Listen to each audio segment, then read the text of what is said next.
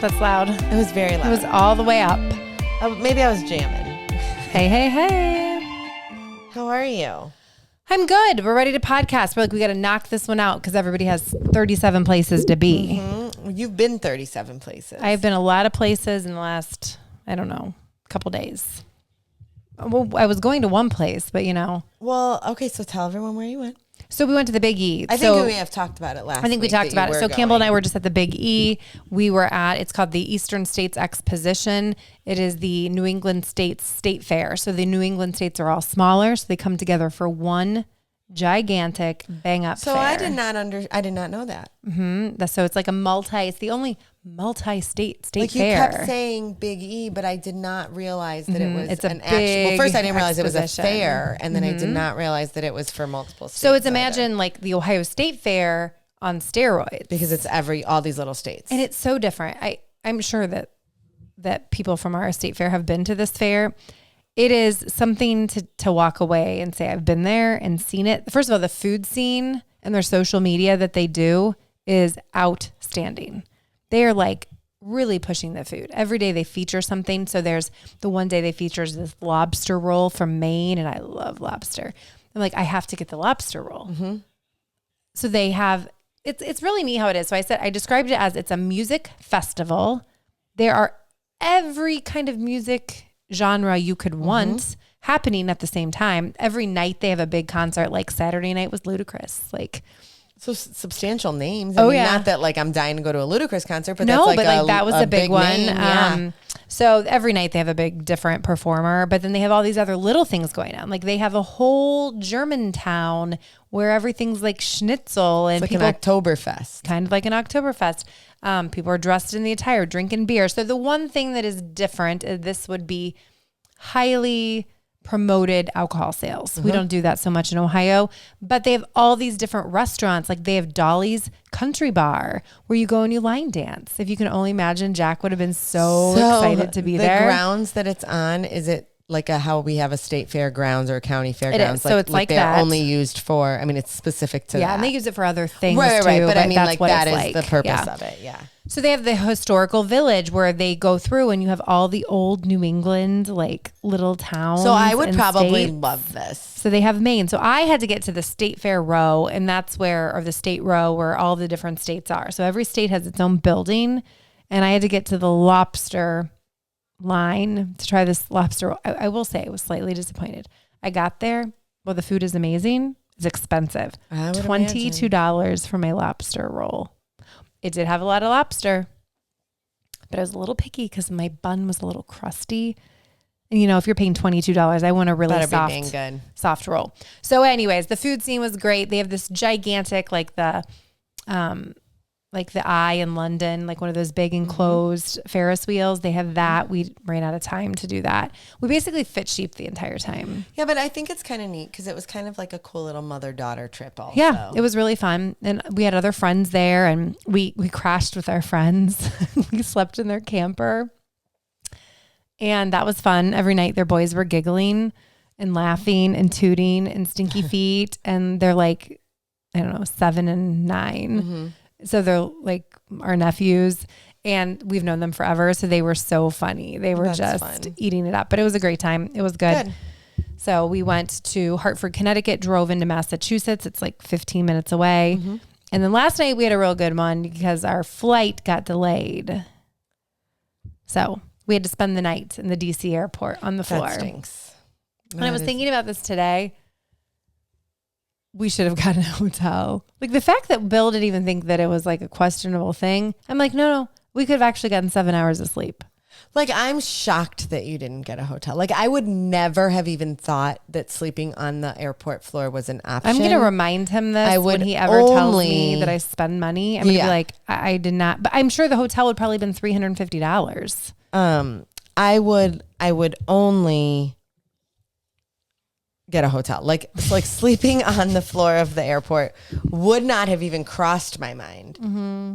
Like I would have, it wouldn't even have been an option. It would have been the equivalent of saying like, I'm going to go break into a car and sleep in there. Like that's not something you do. Yeah. And I realize people do this all the time. Like, I'm not dumb. I totally get that. But like, I don't do that. I'm not. Well, I feel like this was actually an extended period that we should have gotten a hotel. But I'll talk about this with Bill later. Like why I was Did laughing. he say no? No, we just didn't. He's like, we'll just sleep at the airport. And then I'm like, yeah, we'll just sleep at the airport. Cause I thought we have to be there like at 5. Nobody, it did not But cross then I'm thinking, anyone's mind. No, it did at 11 o'clock. I'm like, we could have been at the hotel probably by 10:45 and we could have slept until 6. Well, I guess we could have slept till 5:30, been at the airport at 6 and left at 7:30. That would have been well worth every penny to me. Yeah. So we did race. We tried. We had this whole plan in place because we knew that we were probably not going to make our connecting flight.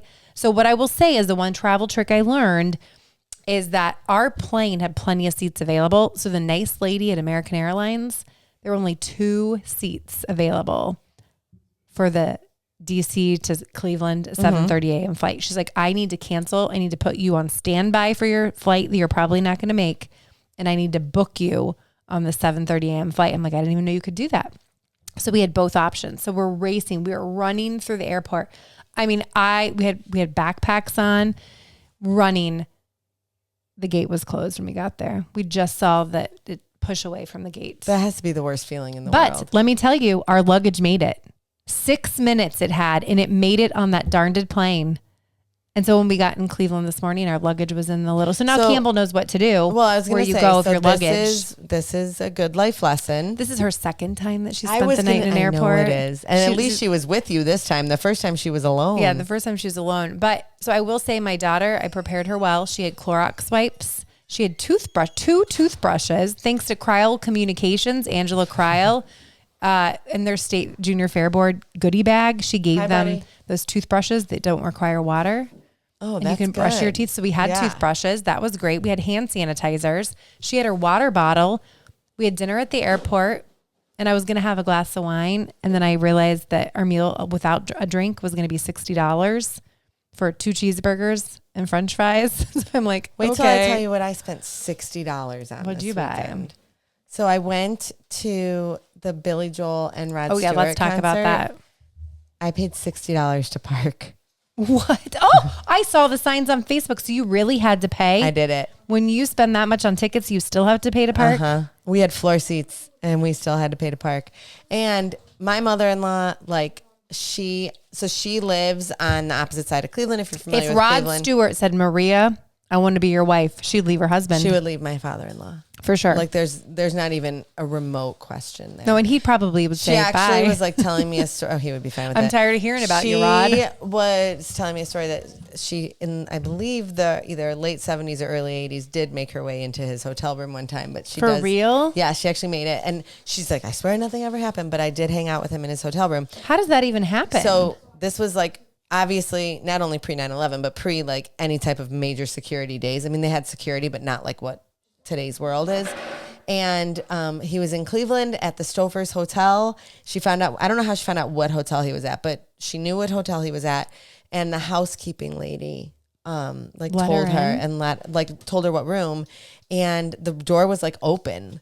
And they just went in and they hung out, and she still has the do not disturb thing from his hotel room. Now that's a good story. Yeah. And so anyway, so she wanted to go to see Rod Stewart. I really just wanted to see Billy Joel. As soon as Rod Stewart was over, she asked me if we could leave. I had to kind of push a little bit to stay. Wait, Rod Stewart opened for Billy Joel. Yeah, and this was 100% what I would consider to be a Billy Joel concert with Rod Stewart opening. Now, it was a long opener. It was he played for about an hour and a half. Billy Joel's good. He did great, but Billy Joel was I would say 80% of the people were there for Billy Joel and 20% were there for Rod Stewart.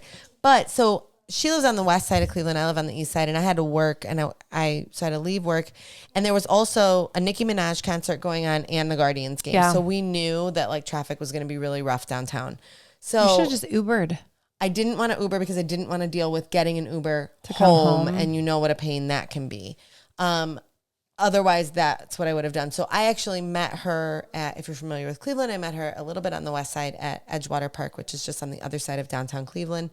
It's right closer to her house. So my father-in-law dropped her off there and met me, and then we drove together into downtown.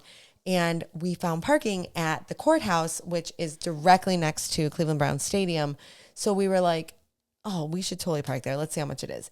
$60. But I'm like, Okay. It's only $30 a person. So we split it. $10 an hour. I like the way you think. So we split it and we were like, okay, this is so close to the stadium. It was like a less than 10-minute walk. I didn't know what traffic was going to be like, how long we were going to be driving around. So I was like, you know what? I'm just going to bite the bullet. And I did it. And I am so glad I did. She split it with me. And I actually probably should have paid for it myself because she bought you the ticket. The tickets. Yes. Maria's very generous. She's very, very generous. But I was totally willing to pay for it myself. And she was like, no, I'll split it with you. Did you eat somewhere? We did not eat because by the time we got down there, so we split a nachos and we drank our way through the evening. She was very into getting double Tito's. I'm like, I have to drive home at some point tonight.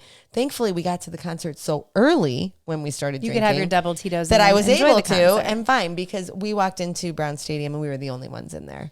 Like it was. You were that early? We got there, like they opened the doors at 5:30 and we were there at 5:30. Well, that's because she does not want to miss. What if Rod walked through? She was actually angry with her seats. We had third row floor seats, and she was angry because they were too far right, and so like she wanted to be front and center. But those seats were like $2,000 each.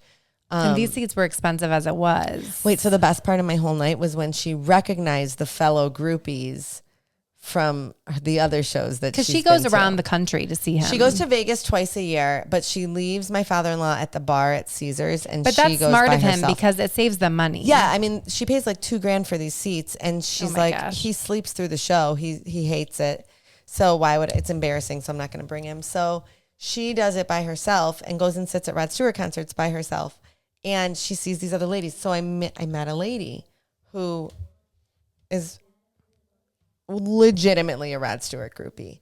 She goes and follows him to every show. What does she do that allows her to do this? This was my question. She intrigued me. I told her, I said, you intrigued me. I said, so where are you from? She said, she's from Germany. She works out of London, but she can travel for work. She's in something with like the entertainment industry. I don't know what exactly she does, some kind of marketing. But she works on the road. She totally was vague with what she does. So I'm like, oh. She's a stripper? I don't know what you do. Yeah. What kind of entertainment industry? My brother works in the entertainment industry. Right. But he's an accountant. He's an accountant. So like, it's a little different. So she literally so I'm like, so you came to Cleveland. Where will you go next? And she's like, well, to Toronto. That's where he's going next week or in a couple of days. This sounds obsessive. Obsessive. She literally goes every single place. Does she own a home? I don't know. And I said, do you have children? No. Are you married? No. I was like, shocker. But yeah. She probably has a stuffed animal that looks like Rod Stewart. It's kind of creepy. My mother-in-law bought a shirt. Did anybody wear Rod Stewart wigs? No, but apparently a big thing is he has a soccer jersey because he's like very obsessed with soccer and like that's his thing. I think he even owns a couple teams in the UK. And so his thing is he throws out soccer balls in every concert, which she has 3 soccer balls, my mother-in-law. And he has this, it's like a jersey that you can get, like only certain people can get it. My mother-in-law has one. It's a green and white striped jersey. And there were like, I saw like 3 or 4 people. So she was wearing it. hers? She said she didn't wear it because she was afraid I would be embarrassed. I'm like, I don't really care. Like Maria's a classy lady. She's very, very classy, but like she really partied. Like she loved it. She lived her best life. So then when it was over, she wanted to leave. And I was like, well, I want to see Billy Joel. Yeah. So I got her to stay. And she was fine. Like, I mean, she did not want to stay. I didn't realize that it was not like a 50-50 thing. I thought it was as well. Did they sing together at all? There was one song that they sang together, which I actually did not know the song, to be honest. I knew a lot of both of their music, but I did not know the song. But it was very cool. I got like a lot of video and a lot of pictures of them together because like how often do you get to see like 2 icons live on stage? Yeah. So that was super cool. It was really fun. It was a great night, but we did not stay the whole concert because she was ready and I was not complaining. I had to work early in the morning, so I was like, it's fine. It's totally okay. And it was so nice to walk out of there when there was no traffic and all of that. So that sounds like a good deal. It was perfect. It was a fun night. Yeah. So that was like my big exciting thing for the week. That's pretty big. Was that? Yeah, it was fun. And then I worked all weekend. That was it. I worked all weekend on sheep. We literally carted so many sheep, trimmed so many sheep. That's crazy. Washed sheep. It was all sheep. And I say that it was really fun, but it was a lot of sheep. It was a lot of sheep. So our sheep are still there. They come home tomorrow night. And so they'll go to your parents? No, they'll come here. So they're going to make a loop-de-loop in the market parking lot because they can't get their big trailer into our driveway. Okay. And then we'll just walk them across to our barn. How many sheep? There's 7 coming home. So are there currently no sheep in the barn? There's 3. Can you tell how often? So you're going to have 10? Yes. Mm-hmm. Yeah, it'll be fun. It'll be nice. For how long? Until October, to our county fair. And the pig leaves like the 24th. So when the pig leaves, we'll have definitely more room. Oh, because can they go on that side? Mm-hmm. Then they'll go over there. That'll be interesting. Yeah, no more pig. All right, interesting. See, I'm trying to think. I think there were lots of fun things that happened this weekend, but I can't really remember what they were. Joey had his first flag football game. He pulled a bunch of flags. That's Way to what's go, going on in our Joe. house. Sam ran his first cross country race, and He killed it. So the first one he ran at like 13:30, 2 miles. And then the second one, which I'm not discounting, I'm saying it. Like, no, but that'd be really amazing if it was the 5K. Like a 5 mile. Yeah. And then the second one he ran is a much harder course. The West G course is very, very hard. And it's like the hardest one in the CVC. And he ran that in 14:40, I think. And so he's quite the little athlete, but now he has shin splints. And yeah, you got to take care of those babies. Yes, he's really, really struggling with this. And we're hoping for no. I don't know how you can prevent it. I don't know either. I really don't know. And it's only one of his legs is really bad. And so they're just worried about stress fractures now. Right. So we're watching very carefully. We're icing, we're resting. So he has a meet tonight, but he is not running in his meet tonight because of that. You got to rest it. You don't want to injure it. And yeah, that's it. That's like all. I went to the casino last night. Last night you went to the casino. Who'd you go with for that? So when my grandma died. Oh, this was your family event. So that's when my where you grandma were died, when my son was at La Mexicana. Yes. Yeah. Your son went to dinner with my family. Because he had no one at home with him. Well, it was kind of funny. Tom calls it. He said, how did he say it? He goes, well, Bill didn't know. Bill's leaving for dinner. I said, well, what's Parker doing? He goes, I don't even think Bill knew what Parker was going to do for dinner. Like, it was really funny.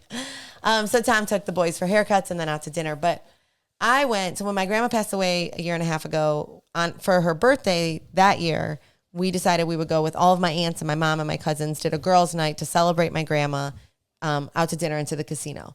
And then, so on her birthday this year, we did it again. And we had so much fun. And we were like, we should totally like do this for our birthdays. Like, why would we wait until one of us die to do this? Like, she's not here celebrating. We should do this. So her sister, my aunt, we're very, very close with her. It was her birthday, my Aunt Kook. So it was her name is Karen and we call her Aunt Kook. She's very cute. She's adorable. And so yesterday was her 79th birthday, which this woman does not look a day past like 65 or 69 at the latest, she looks let good. alone 79. She looks great. So it was her birthday yesterday. So we went, all my cousins and aunts and everybody, and my sister-in-law went to the casino, had dinner, and I won. I was up like $250, but then I gave $100 back. So I won $150 though. So I was pretty happy. Yeah, it was really funny. Tom was like, I was like, can I have $100 to go to the casino? And he's like, well, just take 2. That way, I'm like, no, I'm not going long. I'm like, just give me 100. So I put 100 in, and my sister-in-law, I always make fun of her. She loves these stupid penny slot machines, and I don't even know how you win on them. Like, I can't figure them out, but I won. So you went on a penny slot machine? Penny slot machine. Here's the difference. My family would never go to a casino together. This is why we're so different. This is why we're so different. And we were like kind of annoyed because they didn't have a really good wine selection at the restaurant there. And I take that back. In Long Beach, there is a casino, and my whole family did go there for the buffet. Yeah, see, we go. No one gambles except Alex did. We just want like one of us in our party to win. So last time my sister-in-law won $800 on a penny slot machine. Wow. And this time she won $400 and I won $150. So that's pretty impressive. We were the big winners. My mom did not win. She was mad, but I didn't win any money this weekend. I don't think. Well, Tom was like, oh, good. You just won what we just spent on dinner tonight. Because we were laughing. I'm like, I only spent $50. He's like, cool. I spent $150. I was like, yeah, because he took Parker probably, but Parker got 3 tacos. I don't think Parker's really the issue. I think it's just like going out to dinner is expensive. For sure. Like, well, apparently Parker was him-hawing over what to order because he really likes that pineapple dish there. Oh, yeah, I forgot. But he must have been texting Bill because they were talking about like what he should order at the restaurant since apparently he didn't have money.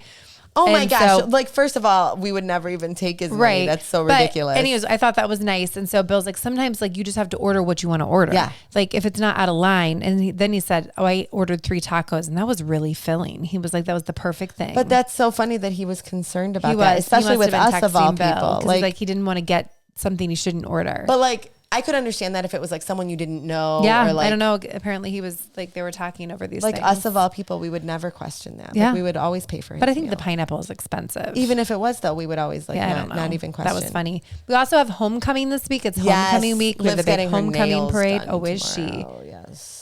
We have that coming up. So Campbell finally decided on a dress. That's exciting. Danna tried on the dress and sent us pictures. It did look cute on you. Do you want to keep it? I have nowhere to wear it. I do have a wedding to go to on Saturday night, but Tom's cousin is getting married, but that's a little young for me. Yeah. That dress, it was a little young for me. So I'm not keeping the dress for me either, but she decided on the dress. We're getting it altered. The shoes came today. They're really fun. She finally decided who she's going with. She has a plan. Parker has a plan. Jack has a plan. it's all coming together. Livy has the plan. Somewhat, it's all coming together. Honestly, as long as it's they all have fun, fine. I don't care. Yeah. So Very good. I don't know. Lots of things. Oh, and the National Honor Society, and that's she right. made it in. That's so I exciting. know everyone wasn't concerned but me, but I don't know why you made such a big deal out of it. it was a big deal. I think you made a bigger deal out of it than it was. I think it's a huge deal to make it. Yeah, I think don't you know. were I don't know how they decide. You were undervaluing undervaluing my your daughter. You just never know. These kids are like competitive. I guess. Only 45 got in out of 187. All right. No, we don't know who applied, you know. I was going to but say, what was the competition? anyways, phew. All right. Have Until a great next week. time, friends, we're Miss